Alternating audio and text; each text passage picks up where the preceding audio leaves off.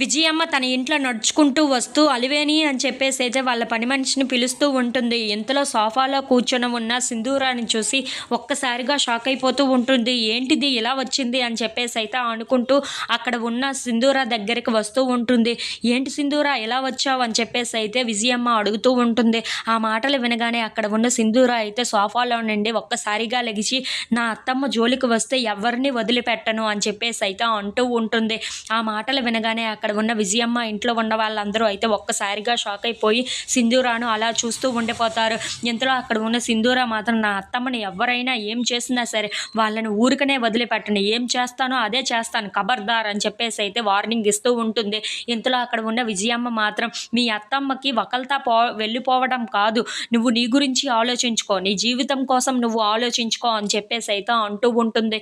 ఆ మాటలు వినగానే అక్కడ ఉన్న సింధూర మాత్రం నా అత్తమ్మే నా ప్రపంచం, నా అత్తమ్మే నాకు లోకం, నా అత్తమ్మని ఎవరు ఏం చేసినా సరే వాళ్ళని ఊరికే వదిలిపెట్టను, ఏం చేస్తానో ముందు ముందు వాళ్ళకే తెలుస్తుంది అని చెప్పేసి అయితే అంటూ ఉంటుంది.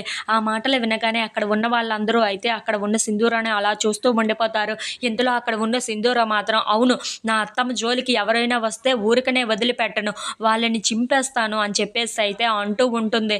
ఆ మాటలు వినగానే అక్కడ ఉన్న వాళ్ళందరూ అయితే ఒక్కసారిగా షాక్ అయిపోతూ ఉంటారు. ఇంతలో అక్కడ ఉన్న సింధూర విజయమ్మకు వార్నింగ్ ఇచ్చేసి ఇంటికి వస్తూ ఉంటుంది. ఇంతలో అక్కడ ఉన్న చంటిని తీసుకొని వెళ్ళిపోతూ ఉంటుంది. అది చూడగానే అక్కడ ఉన్న చంచలమ్మ అయితే చాలా బాధపడుతూ ఉంటుంది.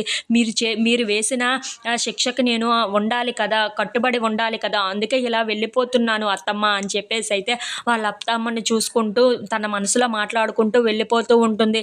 ఇంతలో అక్కడ ఉన్న చంటి అయితే పిలుస్తారో ఏమో అని చెప్పేసి అయితే వెనక్కి చూస్తూ ఉంటారు.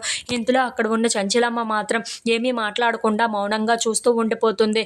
అలా సింధూర వెళ్ళిపోవటం చూసి తను కూడా చాలా బాధపడుతూ అలా చూస్తూ ఉండిపోతుంది. If you like this video please subscribe.